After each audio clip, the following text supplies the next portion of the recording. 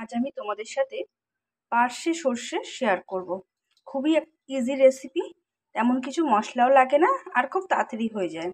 চলো দেখে নিই কী করতে হবে। মাছগুলোকে তো আমি নুন হলুদ মাখিয়ে রেখেছি, আর এদিকে আমার কড়াইটাও গরম হয়ে গেছে। এর মধ্যে আমি এক এক করে মাছগুলো এবার দিয়ে দিয়ে ভেজে নেব।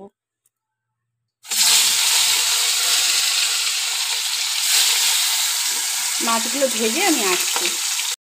একদিকে আমার মাছটা ভাজা হচ্ছে, আর অন্যদিকে চলো আমরা একটু সর্ষে গুঁড়োটা রেডি করে নিই।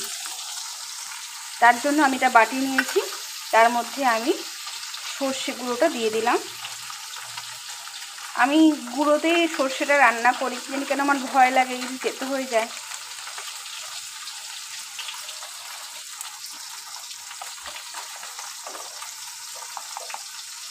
তার মধ্যে অল্প কাশ্মীরি লঙ্কা গুঁড়ো,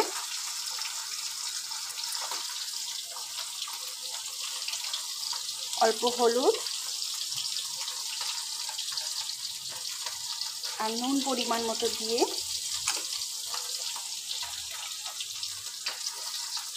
একটু জল দিয়ে আমি সর্ষে গুঁড়োটা রেডি করে নিলাম। এর মধ্যে কটা লঙ্কাও ছিঁড়ে দিলাম। খুবই ইজি প্রসেসে, খুব তাড়াতাড়ি হয়ে যায় রান্নাটা।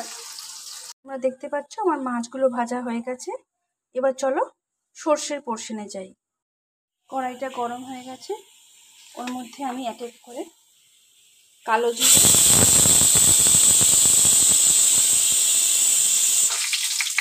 একটা কাঁচা লঙ্কা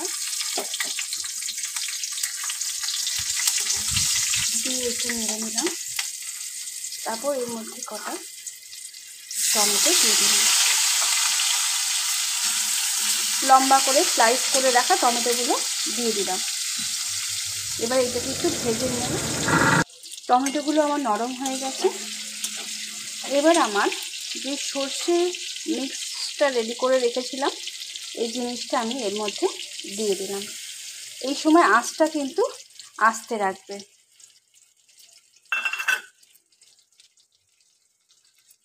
জিনিসটা ভালো করে একটু নেড়ে নেব।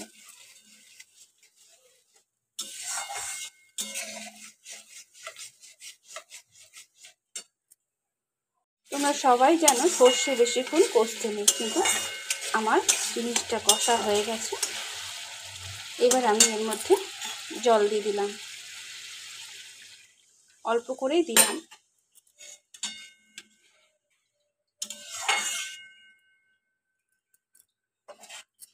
দিয়ে জিনিসটা একটু ফুটে গেলে আমি এর মধ্যে এক এক করে মাছগুলো দিয়ে দেবো।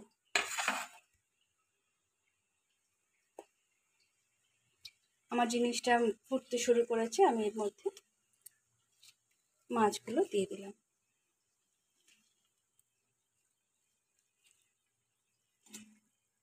আর ওপর থেকে একটু ধনেপাতা দিয়ে দিলাম।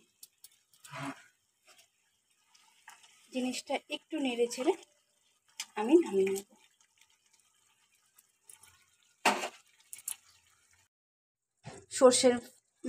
সর্ষে দিয়ে পার্শে মাছটা আমার রেডি।